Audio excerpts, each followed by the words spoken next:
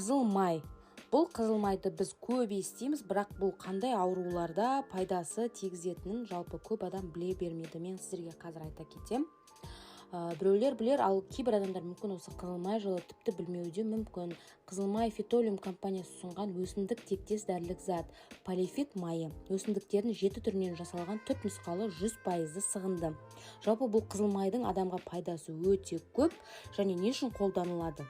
Тыныс алу жолдарының ауруларында, асқазан ішек жол ауруларында, проктологиялық, гинекологиялық және урологиялық ауруларда, терінің және шырышты қабықтың күйіктерін емдеуде, тері аурулар кезінде, иммундық қорғаныстың төмендеуімен қатар жүретін ауруларды емдеу кезінде және препарат косметикалық тәжірибеде қолданылуы мүмкін.